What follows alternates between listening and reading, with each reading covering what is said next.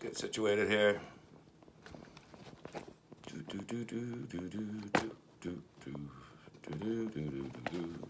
Ah, so aggravating. Need to get a whole new iPhone stand. This one is shot. It just keeps going backward, forward on me. It's really annoying. Anyway, my green screen's starting to dip a little bit too. I've got to straighten that out. Oh, so much work to do. So much work to do. Hey, so what are we doing on 2 days in a row? Man, we must have done 8 hours together yesterday. So we're on a roll. Why stop? So we're going to try a new approach. I've been kind of inspired by the dialogue that Ginger McQueen has started with the people that are trying to be a little bit reasonable with the Q phenomenon.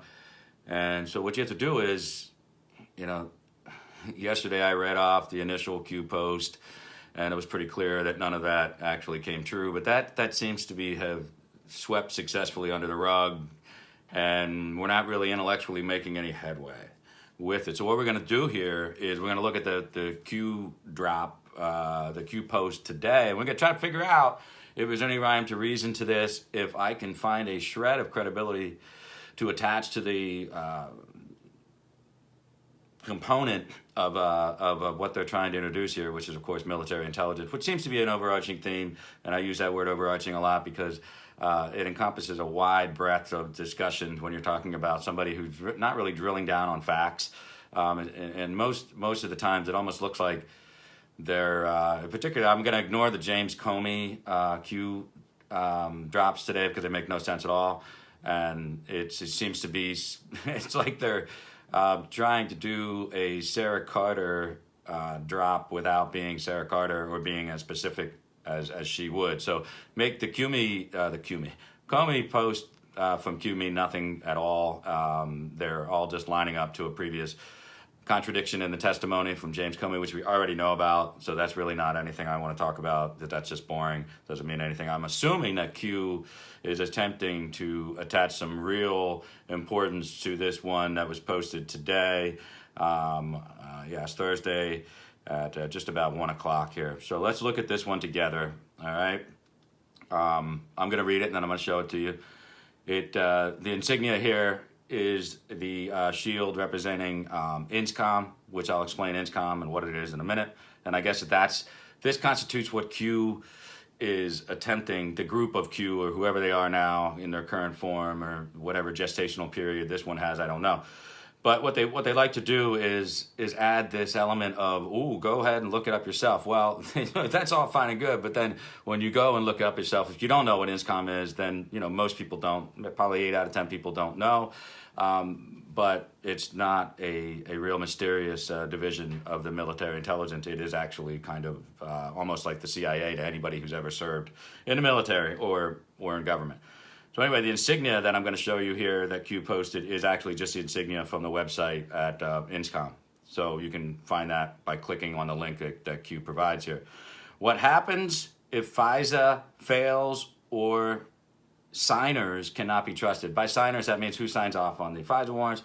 FISA warrants are signed off at every single level, from a lower investigative level of agents that are involved with the actual counterintelligence operation, and then they go up the bureaucratic chain all the way until the sign-off ultimately is at the Attorney General level, which in this case, the Deputy Attorney General usually that oversees this type of formality, particularly when you get to a presidential campaign style threshold, which is the highest you could possibly do with a domestic investigation into a possible foreign intrusion. So what they're talking about here is obviously when we know where they're going. So the first line of this Q post, and I will show you it in a second.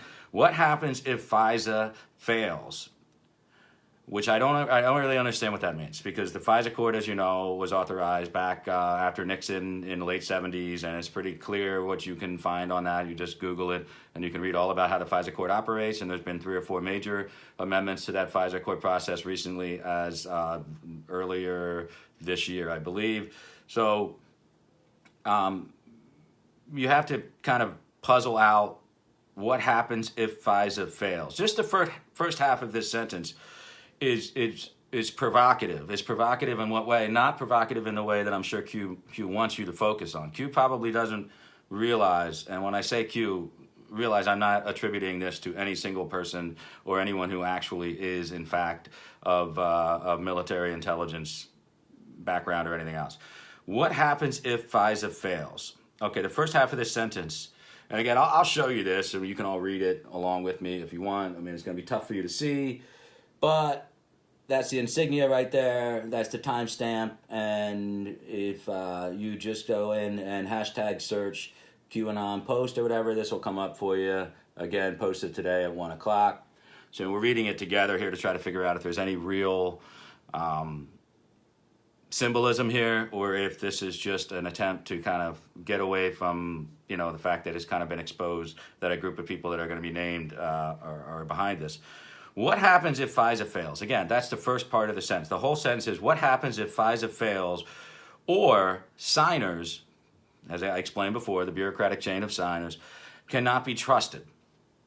Okay, that's a fairly open question. That's basically saying, what if the entire bureaucratic chain of command, from the investigative level at the agent level, of the wiretapping and the intelligence review, interviews, all the 302s and all that stuff. So your basic agent investigative body entity level all the way up to, say, the Rod Rosenstein level, who signed off on, we know what they're talking about. They're talking about the Carter Page here. So, or signers cannot be trusted. Okay, I really get what they're saying, which is a really broad, non-specific thing about whether or not you can trust the FBI or the DOJ or the NSA, whatever compiling body that there is working towards this FISA warrant. And again, I always want to attribute keeping my throat from getting too dry to Polar seltzer water, 100% calorie free, but it's not 100% taste free. That's the important part. So if you want to stay hydrated and have a little bit of a kick, and you're a periscoper, please open it up live on camera so they can't accuse you of mixing any vodka in there in the middle of the day. Now that I've wet my palate, I can continue. The second sentence. Who signed the CP FISA? Now, CP, obviously, I don't understand what the brevity is all about. I mean, according to Shakespeare, brevity is the soul of wit. And really, Q apparently has taken that to heart and seems to think that it looks a lot more like it's a coder issue when you just use an initial. But in actuality, it goes deeper than that. I've been talking with some people that have a military intelligence background, and of course, they all think this is kind of ridiculous, but some actually want to look into the nature of it, of the psychology of it. So they're kind of trying to pin down what type of background these people have that are doing this. In so much so that they're trying to isolate which posts are by which people, and after everything is released, they can attribute it to a certain person, certain background, certain belief system, and all that. So there are people in the retired or current military intelligence complex that have now been brought to their attention. So they're reviewing it, and a lot of it with an incredulous attitude, but they're still looking at the psychology of this thing. So the reason why you would say CP instead of Carter Page, well, because Carter Page would isolate you down specifically to that. So let's just say there's, particularly when the doughboy, baker, nutcase, scam artist, occultist, praying medic decided to try to walk back the original Q post that Huma Abedin was going to be arrested last November.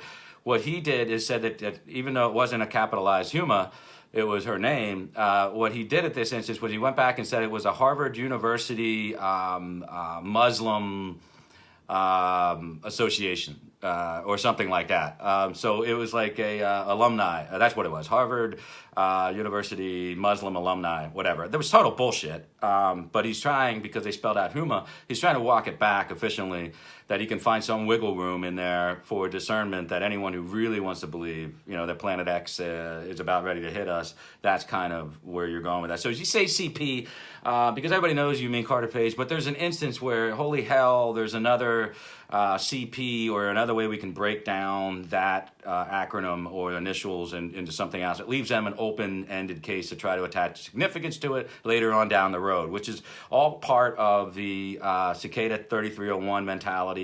It's all part of a what you would call a a snipe hunt or a numerology scam or anything like that, scavenger hunt type of mentality. So anyway, so obviously who signed the CP FISA? So it's the Carter Page FISA. So we know who signed off on it, right? We know that Devin Nunes has been working on this, and he has not only recommended for Senate testimony those who are a part of the process, and George is the next guy. George is going there before Grassley, I believe. He's going to I don't think he's going to answer a whole lot, but we know the names that are involved already. There's no secret to that. But so I don't think this group, this Q group, is trying to say we don't know who signed it. They're saying we do know who signed it. So the question mark is meant to be mysterious, but they're saying, we know who signed it. Okay. I suppose this is the idea behind the breadcrumb mentality. It's like they're training you to go and maybe Google who signed the FISA Accord, and you're going to come up with a bunch of reporting done by John Solomon, Andrew McCarthy, Sarah Carter, Lee, I don't want to mess his name up, is it Lee Smith? There's a bunch of people that have been reporting on this for quite some time. So what I imagine the breadcrumb mentality is there are people that don't watch or follow the news very specifically or have a really good tweet list to follow for news. I guess you got to go and look into this and you'll find who signed. Well, we already know who signed. Nunes has recommended many, if not all, of those people were part of the process, at least 12 of them, and recommended them to be interviewed by the Judiciary Committee in the Senate. So Grassley is starting that work. So anyway, let's review the first two lines of this Q post right here for everybody who missed it.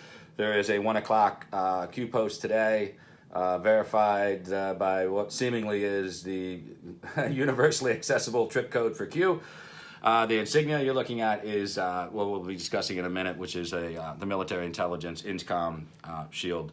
So the first two sentences: what happens if FISA fails or signers cannot be trusted? Well, we already don't trust the signers involved, so forget that part of it. What happens if FISA fails? Well, I assume that they're talking about the efficacy of the process and that one of the federal appointed judges is either corrupt or inept and allows a FISA court warrant to go through without real questions that they should have been raised, and or if the FISA process fails because the FBI and the DOJ were not completely forthcoming with the FISA court judge. So they could mean anything by this, and if I were running a scam like this, I would be as nebulous as possible so that I didn't get drilled down on anything, and there was always flexibility in what you're talking about.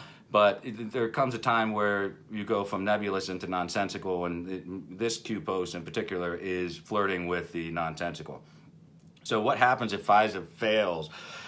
Clearly, FISA has failed in some cases, but if you look back at all the FISA court requests and denials, there have been, let me see here, thousands and thousands, obviously, since the late 70s.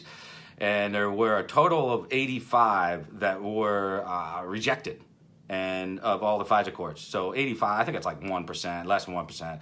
And of the 85, 68 of the 85 rejections by the FISA court have come over 2016 and 2017, which clearly indicates, and of course the 2016 and 17 FISA court requests were way up as well, by some cases almost 100%.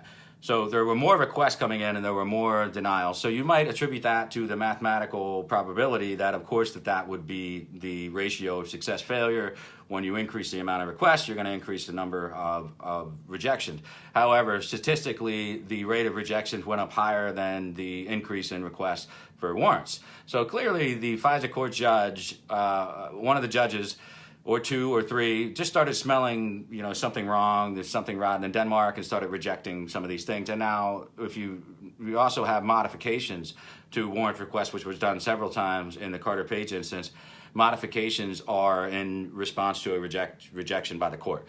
So clearly we know multiple instances with Carter Page, round and round and round and round and round. We're talking about renewals on all of this stuff with Carter Page. So we know who signed off, and particularly on the last one that was signed off, and that was Rod Rosenstein, which of course is triggering a whole bunch of debate among people who are aware of the FISA court statutory requirements and how they line up with the new post-Clinton era special counsel requirements, whether or not Rosenstein has basically committed a technical violation of the regulations by not owning up to his multiple conflicts in this case. I mean, the conflicts range from his previous existing relationships and investigations completed with Mueller, his personal relationship with, Comey, all the way up until the fact that he's a witness that has been interviewed by Mueller. So essentially, Mueller was interviewing his superior. And please do not forget in all this, which seems to be lost on these Q posts, is that the executive order, by nature of the new special counsel regulations, Mueller is in fact an inferior deputy attorney general with deputy attorney general powers, which makes him kind of like a U.S. attorney without a border, if you will, without a jurisdiction constraint. So what that means is Mueller is under the control of the Department of Justice, which essentially would be under the control of Jeff Sessions, except Jeff Sessions has recused. So we're going to get more into that in a minute. I don't have much time because the wife and kids are coming home, so I want to get through this as fast as possible. How do you keep something secure? This is a capitalized portion of the post. How do you keep something secure and safeguarded when those at the top of the ABC departments are corrupt? Again, that is capitalized. And being removed. I don't really understand what being removed is. I guess they're talking about McCabe and Strzok. Strzok definitely was involved with this, the formation of the FISA court warrants, at least for the renewal, and of course starting Crossfire Hurricane. But you have to separate, the FISA court is not dealing with anything that is intelligence gathering in foreign soil. It's only dealing with intelligence gathering domestically of foreign intrusion. And they have a specified definition for that. I can read it off for you if you want before I get off. The FISA court definition is different than all the other regulatory terminology and statute and code and regulation for military intelligence and the ABCs. So the ABC departments are obviously the FBI, the NSA, the CIA. But clearly, what else is an ABC is the DOD. So that's they've got to pay more attention to that. So if you're looking to vilify the domestic intelligence agency, the foreign intelligence agency, but leave wiggle room for a white hat theory that the military intelligence, which functions all under the Department of Defense, which is under Mattis's control, but they're an ABC department as well. And so you've got to keep that in mind because they do have an active military intelligence gathering system. It is in conjunction with the NSA, which is another alphabet network department rather. So they're not really taking into account all of that either. Now that's just an academic point again, but I think that's important to bring to the table here. Academically, this does not make sense, and I'm just trying to get through it as fast as I can because I don't have a lot of time to do this. I might be on later tonight if I can work together a schedule with a very special guest on MNN. If I can pull that together, I'll be back on to discuss this in greater depth. But I want to get this discussion started so you guys can keep this discussion going. How do you keep something secure and safeguarded? Now, this is in relation to the FISA court. Not really sure where they're going with this. So when a FISA court warrant is issued, typically you will never, as the subject of the warrant, like Carter Page, you are not going to be notified. Your attorney's not going to be notified. It is not meant as a domestic tool for law enforcement. So it is not meant to basically provide evidence to a conviction of a domestic or foreign type of investigation.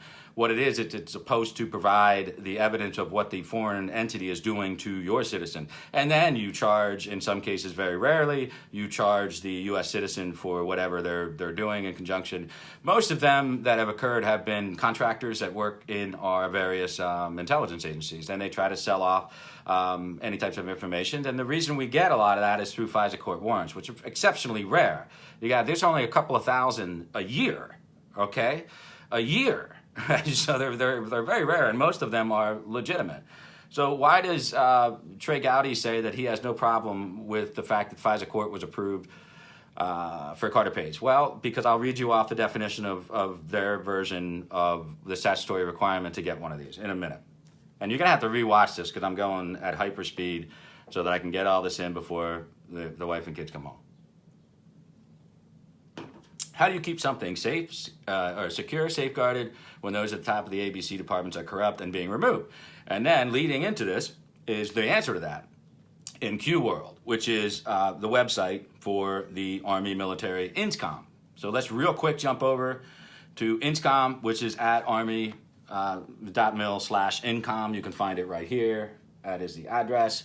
What you're doing here is you're implying that military intelligence is going to step in and supplant the oversight of the ultimate authority of the Attorney General and the DOJ in the process of issuing warrants for the FISA court. Now, if the INSCOM is just basically a joint exercise in military intelligence gathering, counterintelligence gathering, security forces. They work with the NSA on joint specialized capabilities in support of the Army, the Joint Chiefs of Staff, the coalition commands, and the U.S. intelligence community. So they work together. They're not isolated, and they work under all the regulatory issuances and directives of the DoD, which I can get into later tonight if you want. I've read through them, and my head already hurts. But they're very specific. When it comes to the FISA court process, they are not uniquely disassociated. Many of these counterintelligence investigations that need FISA court warrants are started by these military, these attorneys in the military. So what they're doing is the first step that they have to take when you're an adjutant general's office or anything like that is you have to work through a very fine system of approvals in order to, if you have a contractor under the DoD who is likely to sell off secrets and he's making a lot of personal phone calls, you don't trust him, he's, say he's Chinese by second removed generation and he's making a lot of phone calls home, and you're starting to find out these numbers are lined up with people in the Chinese intelligence hemisphere, then you've got to kickstart a warrant gathering system, which the military still has to go through the Department of Justice to acquire that type of evidence. So if you want anything actionable, evidentiary-wise, you need to keep the chain of command apprised through the FISA court process, which is ultimately signed off on by the Attorney General or the auspices of the Attorney General. So I know I'm probably losing a lot of people at this point because I'm getting very specific, but this is what you have to do when you're addressing nebulous posts from Q. So what Q is saying, again, in this post, is that if you need to keep something secure and safeguarded that comes as a result of the FISA court and the warrant process, and the tops of the departments are corrupt and being removed, and he seems to be saying that the Army's INSCOM, which is a conflation of intelligence gathering that is already working with the ABC department. So I'm a little confused at what they're saying here, and it's not because I am not learned on what they're saying, it's because it doesn't make any sense. So then it says Patriots one and all, Q. All right, well, that's just the normal, typical sign-off for that. So what disturbs me about it is, again, it's completely nebulous to the point of nonsensical. It doesn't really seem to drill down on an actual point. If this is a breadcrumb designed to get you to research on your own, then I assume it is meant to also trigger some level of suspect on the part of the American people in the process and the people who signed off on it. As far as those at the top of the ABC departments are corrupt and being removed, now we're talking about James Comey, McCabe, Strzok, but it doesn't really matter because the ultimate authority on this issue is Attorney General, and the Attorney General that would be in charge of all of this issue related to the Trump oversight investigation, related to anything in the Carter page, was abdicated by recusal by General Sessions. So, deep breath. It's Rod Rosenstein, I guess, is what you're getting at if you're Q here, and that Rod Rosenstein is the ultimate authority on anything related to any of this, any warrant, anything going through the FISA court. Anything that's going to get potentially prosecuted would always go through and be signed off by. There is no way, according to the DoD directives on intelligence gathering and investigations, there is no way for them to supplant the Attorney General. The Attorney General has to sign off on the ultimate, prosecution, if you will. Beyond that, they need to sign off on the ultimate warrant. So you can't traipse your way through the FISA court process without the Attorney General having the sign-off on the process. It doesn't work that way. The military has their own system. If the military wants to conduct their own thing with somebody, they will do a military tribunal court-martial with the person that was betraying their country. And that has happened and that is listed. But when you're talking about a FISA court where you have the definition that I will read off right before I jump off, it's a little bit more complicated.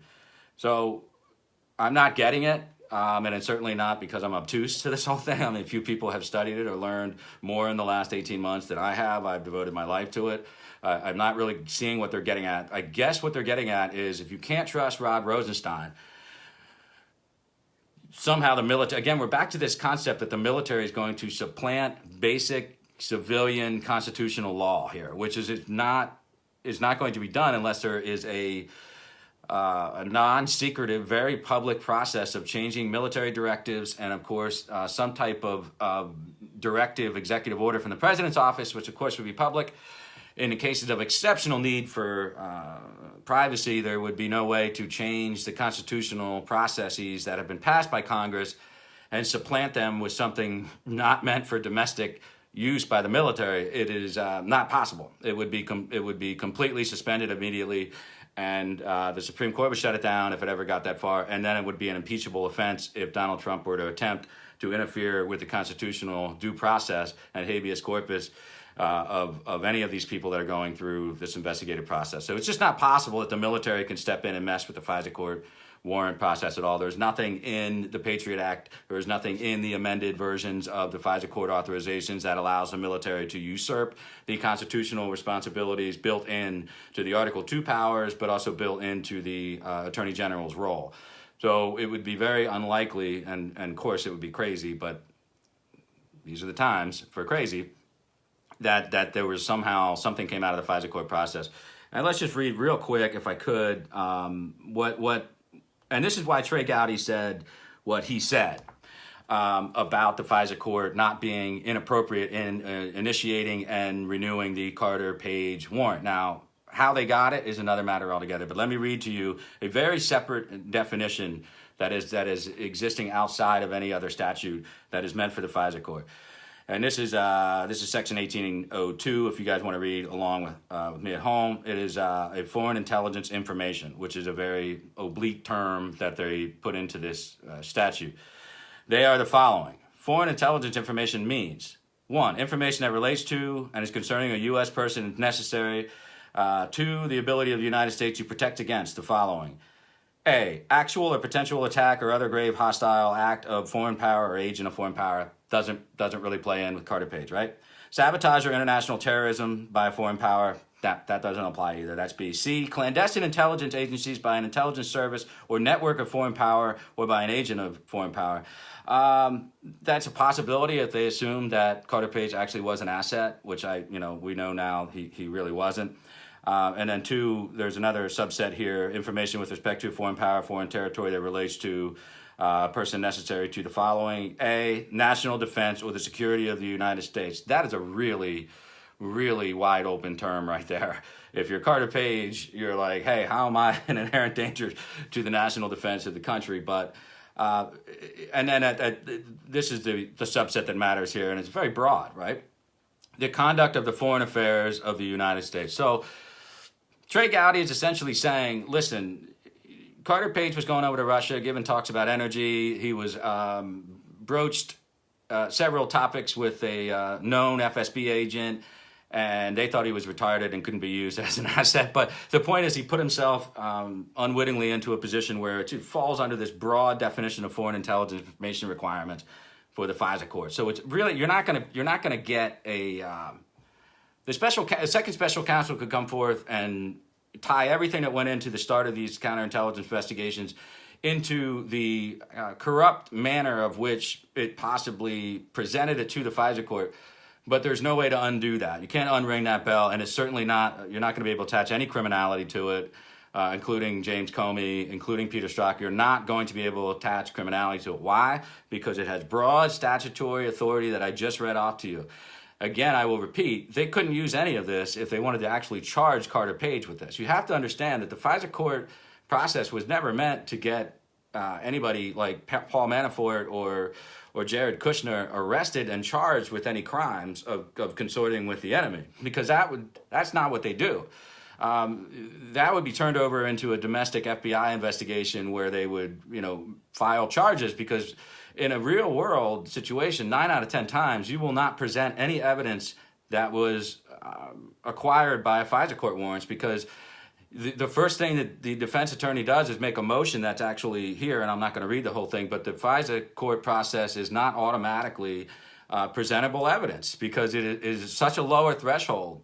It's such a lower threshold to acquire evidence that you cannot present it in a domestic case for somebody who is working against their country. So it was always about ascertaining information to be used in another respect, which was always about getting a special counsel to look into, Donald Trump, and that's what they successfully did. But attaching criminality to how they got there is going to be very, very difficult. So I'm going to sign off with that. Ask you to look into that yourself. The 1 p.m. post from Q today, which is basically implying that the military has a conceivable path to interrupt the authority of the constitutional measures, built-in protections, habeas corpus, and due process for a U.S. citizen, that somehow they could supplant the FISA court process that must be signed off by the Attorney General or his the auspices of his office, and that would be Rod Rosenstein in this instance. So again, nonsensical, nebulous, but more towards nonsensical. I disagree with any real merit that comes out of this post. So what I'm going to do is, instead of trying to go back to all these proofs that have been kind of weird, let's just go to this one, figure out what it is first, and then we'll go one at a time now. As they come on, we'll all discern it all together. And I'll leave this one up on my Twitter feed, and I might see you later tonight, hopefully with a special guest. I don't know if that's going to work out. But anyway, talk to y'all soon. Remember, it's likely a LARP because it is a LARP. See ya.